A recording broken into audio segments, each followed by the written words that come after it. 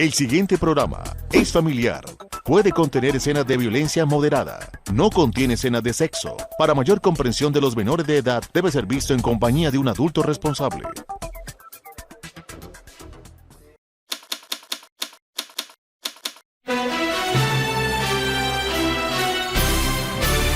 Bienvenidos, aquí comienza Editorial, un programa de radio y televisión al servicio de la información, gracias a la alianza de medios La Cúpula y Paso Televisión.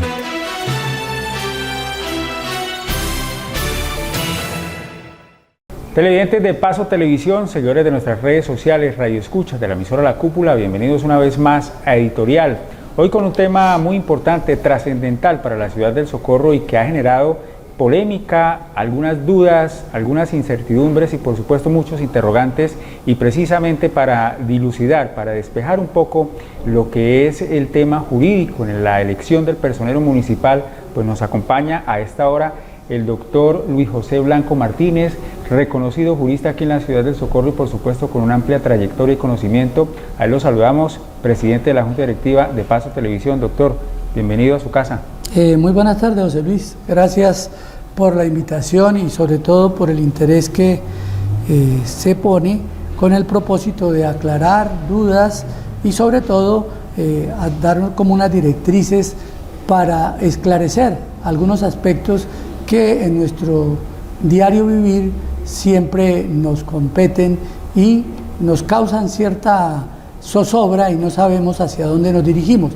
Entonces, gracias a su invitación, realmente vamos a tratar de mirar todo esto desde el tipo de la gestación normativa con el propósito de dar nuestro concepto apoyado en lo que tiene que ver con las normas vigentes que rigen en Colombia. Bueno, doctor, abogados, veedores, concejales, políticos, bueno, en fin, muchos ciudadanos están hablando de este tema y me gustaría iniciar por cuál es la importancia, porque a veces se nos olvida, doctor, la importancia que tiene el personero municipal, pues para nosotros, para los socorranos en cada municipio. Sí, claro, es muy importante porque es que el personero es el que representa al pueblo o los intereses del pueblo, vela precisamente para que lo que es la Constitución y las leyes se cumplan a cabalidad y a satisfacción. Entonces, por eso se requiere una persona con idoneidad, con capacidad, para que pueda él ejercer ese cargo en favor y en pro de lo que son los intereses del municipio y de las personas en general. Teniendo en cuenta eso, doctor, ¿cómo es el proceso en Colombia de elección del personero? Tenemos una normatividad, tenemos una regulación, pero usted que es conocedor del tema, ¿cómo es el proceso? Realmente a partir de la ley 1551 del 2012, ahí se estableció la obligación de los consejos municipales de seleccionar al personero municipal a través de un concurso público de méritos. Antes era totalmente diferente, era del resorte total del Consejo Municipal.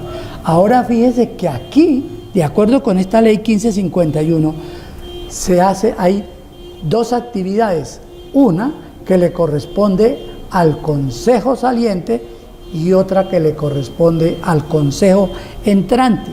Entonces, qué es lo que tiene que ver con el primer consejo? Ese primer consejo, ¿qué es lo que tiene que hacer? Él impulsa todo lo que tiene que ver con el concurso de méritos, es decir, contrata el operador, convoca las inscripciones, define las pruebas que se van a aplicar y supervisa todo lo que tiene que ver con el método de preguntas que se van a hacer para la designación del personero. El segundo consejo, que es el que se inicia después de las elecciones, al terminar el periodo anterior, en el caso nuestro, el que terminó en el 23 y ahora el que inició ya el 1 de enero del 24, a ese le corresponde de conformidad con la ley dos actividades. La primera, la entrevista, y la segunda, la elección, y debe elegirse al primero que está en la lista. Por eso la actividad del Consejo es una actividad eminentemente limitada. Él hace la entrevista y, de acuerdo con la lista que tiene de las personas, el que ocupa el primer lugar, él tiene que ser elegido. Eso es lo que establece la ley 1551 del 2012. Entonces, por eso es que los consejos municipales deben respetar y acatar los resultados del concurso público de méritos y nombrar como personero a quien ocupe el primer lugar en la lista de elegibles. Por lo tanto, la elección del personero municipal del 2024 al 2018 es una responsabilidad compartida entre el consejo saliente y el consejo entrante. Eso es a regla general lo que establece en uno de sus apartes, porque la ley 1551 es modificatoria de una serie de aspectos que tienen que ver con la administración municipal. Doctor, digamos que en esa ley 1551 que se expide en el 2012, lo que se buscaba era darle transparencia, es darle transparencia, porque recordemos que, como usted lo decía, los consejos manipulaban un poco la elección del personero. Cierto, José Luis, precisamente debido a todos esos múltiples problemas que se presentaron, que hablaban de que eran solo negocios entre los señores concejales, que a la mayoría era a las que se les daba la mermelada, que es lo que comúnmente se conoce con ese trabajo de dar dinero. Entonces, eso lo hacía, y el personero que más dinero tenía o el que más manejaba la situación era el que iba a estar encargado de esta función tan importante, como dijimos al inicio, porque él es nuestro representante. Él es el que va a hacer que se respeten los derechos y las garantías constitucionales y legales. Entonces, fíjese que se buscó con esto una transparencia, y por eso se decía, o la norma establece, que son las universidades o las unidades tecnológicas. Incluso esas unidades tecnológicas, en ciertos casos, dice que deben ser inscritas en la Secretaría de Educación del respectivo departamento para contar con ese aval y tener dentro de sus estatutos o su reglamento esas funciones. Entonces, aquí en este caso se buscó una unidad que era la Unidad Tecnológica de Boyacá, o la UTB. Muy bien, doctor, ya hablamos de la importancia que tiene la elección del personero, de cómo es el proceso, por qué se realiza por calidad de méritos. Ahora hablemos ya puntualmente del tema del socorro, doctor. Desde su punto de vista jurídico, ¿cómo ve la elección del personero aquí en la ciudad del Socorro? Pues a mí me parece que el Consejo, esto es una cuestión eminentemente personal, ¿sabes? Que esto no, lo demás es lo que establece la ley. Esto para mí es eminentemente personal, que es lo que uno ve con el transcurrir del tiempo y de la vida. El Consejo echa la elección, la entrevista, debía de haber hecho la elección. Eso era lo que tenía que haber hecho el Consejo, porque eso es lo establecido en la ley, y para eso ellos fueron convocados. Eso era lo que tenía que hacerse, José Luis. Muy bien, doctor. En ese tema, el 2 de enero de este año, el Consejo cita al doctor Jairo Alonso, quien era o quien es el opcionado para este tema. Hay una recusación, porque lo citan también el 10, que es la fecha límite, porque él tenía 10 días para elegir. En ese sentido, de esos 10 días, ¿qué fallas hubo, doctor? Pues realmente uno se sorprende, ¿no? Porque hubo muchas cosas en el debate, muchos personeros, muchos concejales preguntaban una cosa, preguntaban otra, pedían asistencia de algo, pedían asistencia de lo otro, y en lo que yo escuché fueron dos cosas que pues no tenían que tratarse en ese momento. Uno, la inidoneidad de la unidad tecnológica de Boyacá, porque supuestamente esa unidad tecnológica no podía realizar ese concurso. Eso no le competía en lo más mínimo al Consejo del 2024 al 2028. Nada tenía que ver en eso, porque él no fue el que estuvo inmerso en esa selección de la contratación para el concurso de méritos, como primera medida. Como segunda medida, se trajo a colación, en lo que escuché yo por las emisoras y algunos amigos, algo que comentó el personero del Palmar. Y fíjese que el Palmar designó a quien estaba de primera, pese a todo lo que dijo el señor personero saliente. ¿Por qué? Como primera medida, nosotros vemos que se hizo una solicitud, ¿a dónde? A la Secretaría de Educación de Boyacá. Y resulta que el concurso se hizo aquí y la Unidad Tecnológica de Boyacá se encuentra aquí en Santander, y si hubieran ido a la Secretaría de Educación, allá les habían expedido la certificación de que sí lo era y que tenía sede en Cimitarra. Tanto es así que les mostré una resolución por medio de la cual esa unidad había solicitado el cambio de dirección en Cimitarra, porque eso se debe hacer cuando uno mueve una institución de este rango a otra dirección en el mismo pueblo. No puede trasladarla porque sí. Entonces, eso era lo primero que tenía que haberse verificado, si era que ellos lo querían, y eso no era de su competencia, nada. Eso ya había sido ya realizado, y como les dije yo, la responsabilidad es conjunta. Ellos responden de eso que hicieron y estos responden de lo que están haciendo. Entonces, ellos ese lado, no sé si lo solucionarían o no lo solucionarían. Lo cierto es que fue eso uno de los óbices por los cuales se trancó. Lo otro, por lo cual estaba diciendo, es por lo siguiente, que el concejal Rodolfo Niño es familiar, primo hermano de Jairo Niño. Entonces, como son primos hermanos, hay un parentesco de consanguinidad de 4º grado de consanguinidad. Entonces, ellos cogieron, incluso un concejal me mostró que la unidad de gestión del servicio público dice que el solo hecho de él ser concejal, por ser concejal, de una vez inhabilitaba a Jairo, sin más ni más cuestiones que la otra. Entonces se metieron con el proceso de las inhabilidades. Entonces, miremos aquí el artículo 174, ¿sí?, de la ley 136 del 94, en su literal F, para que tengamos más claridad.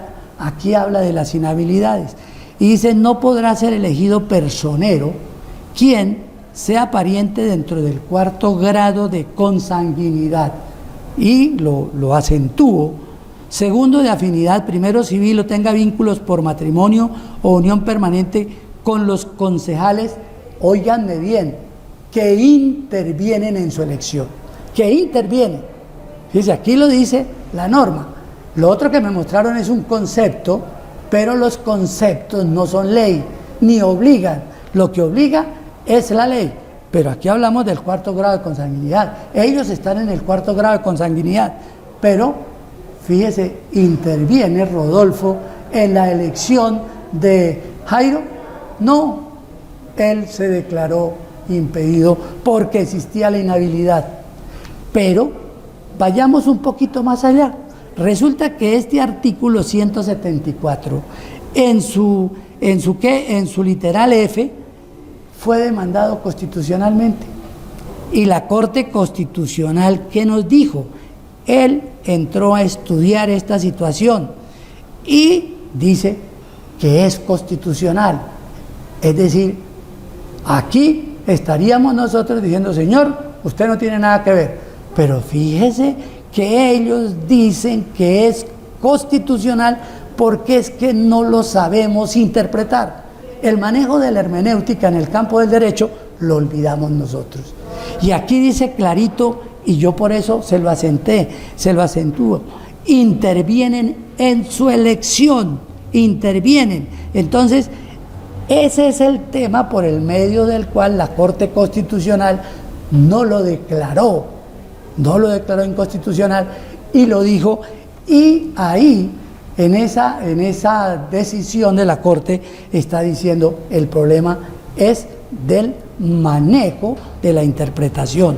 Entonces, ahí hay que entender que si el concejal se encuentra en cuarto grado con consanguinidad con el personero, eso es cierto, pero si se declara impedido, como sucedió, no está interviniendo en la elección, que es lo que dice la norma, clarita, sin una coma más ni una coma menos. Dice, intervienen en su elección. ¿El señor intervino? No intervino. Él se declaró impedido. Entonces, correcto, a él ni siquiera lo podían recusar, porque ya se había declarado impedido. Que es el otro tema del cual le iba a preguntar. Una veeduría, y precisamente por eso suspendieron el proceso, envió una recusación. ¿Qué es, doctor, la recusación? Y recusan a los 13 concejales. En ese campo o en ese tema, ¿qué concepto le merece? Mire, esto todavía es mucho más simpático. Primero que todo, antes de que a mí me recusen, yo debo declararme impedido. El hecho de yo no declararme impedido hace que dé nacimiento a la recusación. Aquí no, aquí lo recusaron. Pero lo simpático es que a ellos lo recusan, ¿por qué? Por conflicto de intereses. Por conflicto de intereses, y hablan del artículo 11 de la ley 1437 del 2011. Claro, nosotros vamos allá y lo miramos y vemos que es un conflicto de intereses. El conflicto de intereses es el que surge entre Rodolfo y Jairo. Ese es el conflicto de intereses, y ahí está en su numeral 9 de ese artículo 11 de la ley 1423. Entonces, a él no tenía ni siquiera que recusarlo, porque él se había declarado impedido. Es decir, él no iba a intervenir en la elección del señor. Que eso es supremamente importante de entenderlo. Y otra cosa es que se les olvida la categoría en que está el municipio del Socorro, que eso es otra cosa que lo podemos de pronto ver aquí. Aquí tengo la Constitución también y podemos abrirla y verla para que ustedes se den cuenta cómo es la explicación clara. Ahí no hay nada más que hacerle. Por eso es que digo yo, lo único que tenía que hacer el Consejo era ¿qué? Hacer la elección del personero, ¿sí? Entonces, hablan de una recusación. ¿Y qué es una recusación? Una recusación es aquella que en términos generales tiene una cualidad de concurrencia antagónica entre el interés particular y el interés público, que afecta la decisión a tomar y obliga a declararse impedido a quien la va a tomar. Entonces aquí, es decir, todos resultaron familiares, entiendo yo, de Jairo Niño. Por lo tanto, ese era el famoso conflicto de intereses que se presentaba, cosa que no aparece por ningún lado. Y fíjense que si nosotros manejamos el derecho, cuando el señor Jairo Niño se presentó al concurso, su primo no había de pronto ni pensado en ser concejal del Socorro, o menos ser electo concejal del Socorro. Rodolfo lo hizo porque le pareció que de pronto tenía sus votantes y salió electo. Ahí vas a saber cómo lo hizo, cómo fue la situación. Eso, ahí tiene sus votos y parte sin novedad. Eso quiere decir, doctor, que porque esto pasó el 10 de enero, la fecha límite de la cual estábamos hablando, ¿qué debió entonces haber hecho el Consejo Municipal? Teniendo en cuenta pues que tenía ya encima la fecha, se cerraba. Para mí tenía que nombrarlo. Primero que todo, yo no voy a admitir la recusación y le daré el trámite a la recusación, correcto, pero yo lo nombro. Si hay una irregularidad en la designación, ahí están las partes interesadas para que demanden, que eso no le va a ocasionar ningún daño ni ningún detrimento a los intereses económicos del municipio. Por el contrario, al no designarlo, y si por desgracia se hace la designación y se hace la designación por fuera del término, ¿sí? Entonces, ¿qué pasa? Que esa elección la pueden decretar nula. La pueden decretar nula. Y al decretarle la nulidad, fíjate todos los perjuicios que le ocasionan a quien estaba de primero en la lista para ser elegido personero. Por eso es que usted escuchó en algunas cuestiones de que había una posible violación de una conducta punible, el artículo 413, creo que es el prevaricato, ¿sí? E igualmente un proceso disciplinario, que eso lo escuché yo en una de las noticias por un abogado administrativista y constitucionalista santandereano que ha sido ya muy reconocido y ha tumbado una serie de actos, pero creo, también escuché que el candidato a la personería había colocado una tutela, ¿sí? Y se la admitieron y está en trámite la tutela, entonces no sabemos qué dice y de pronto puede ser que en la tutela se repongan términos y al reponerse términos, entonces de pronto nos evitaríamos todo este problema del artículo 413 y la investigación y todas esas cuestiones, y también podemos aducir que pudo haber un error entendiendo que era un consejo joven, nuevo, que apenas daba sus primeros pasos, correcto, no habría ningún inconveniente. Pero eso no lo sabremos sino con el transcurrir del tiempo. Aquí solamente miramos la partecita que nos establece lo que es la ley, ¿sí? Lo que es la ley. Y vale la pena hablar sobre estas inhabilidades y me voy a apoyar aquí en la Constitución Política de Colombia, en lo que tiene que ver con la actividad que prohíbe el nepotismo, es decir, que es en el que podía estar incurso el nuevo personero frente al parentesco con el concejal. Entonces dice aquí, en uno de sus parágrafos, dice, se exceptúa de lo previsto, dice, los servidores públicos no podrán, en ejercicio de sus funciones, nombrar, postular, ni contratar con personas con las que tengan parentesco hasta el 4º grado de consanguinidad, 2º de afinidad, 1º civil, o con quienes están ligados por matrimonio o unión permanente. Eso es lo que ellos han aplicado. Dice, se exceptúa. Entonces, hermenéuticamente, y por la conformación donde está, que es el tercer parágrafo, dice, se exceptúan, prevalece sobre lo anterior, se exceptúan de lo previsto en este artículo los nombramientos que se hagan en aplicación de las normas vigentes sobre ingreso o ascenso por mérito en cargos de carrera.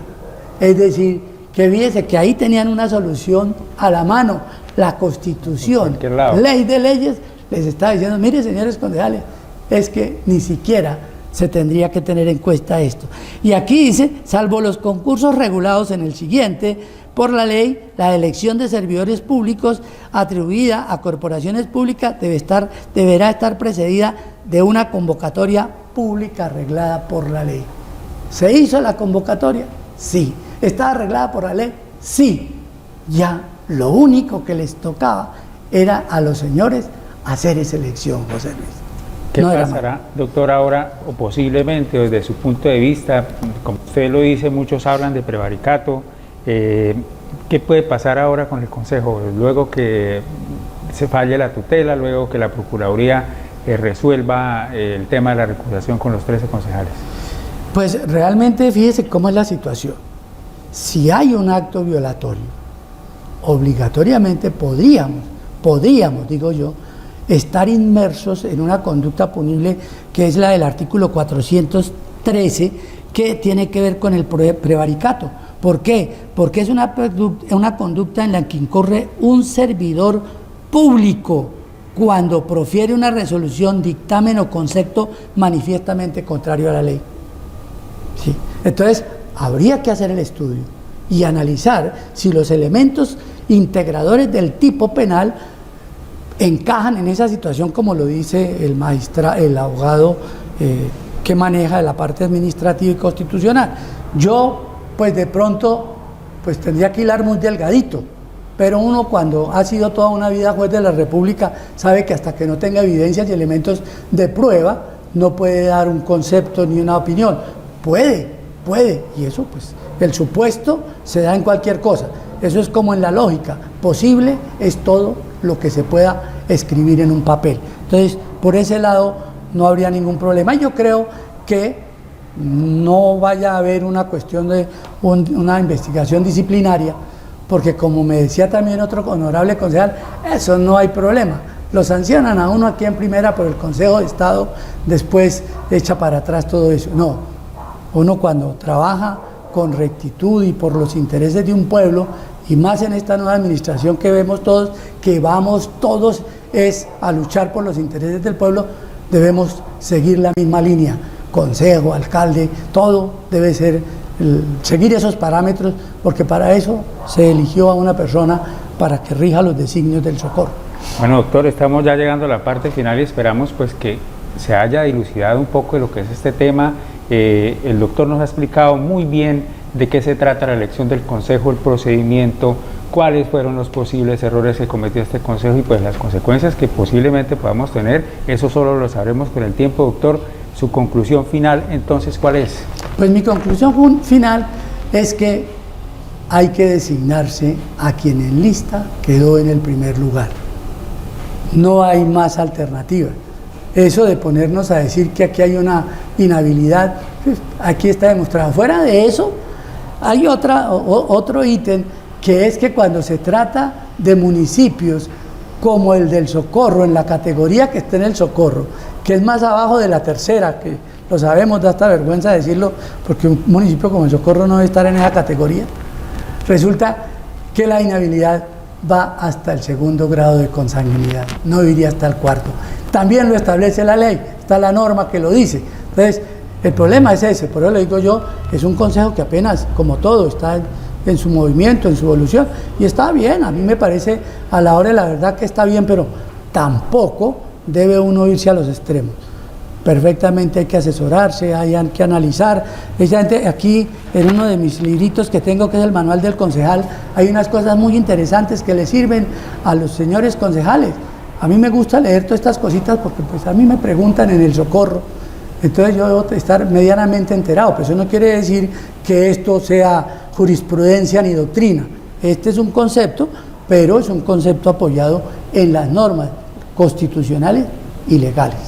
Bueno, doctor, pues muchas gracias por haber, digamos que, entregado su opinión, su concepto y habernos despejado un poco este tema que pues definitivamente está en boca de todos, en los medios de comunicación, los concejales hablan de ello y bueno, esperemos qué pasa, doctor. Muchas gracias. No, gracias a usted, José Luis, y espero que sirva esto como una clase a mis alumnos, que digo yo, eso es lo que le da a uno como alegría en la vida, ser útil. Bueno, pues a ustedes, nuestros televidentes, seguidores de las redes sociales, muchas gracias y los esperamos en otra edición de Editorial.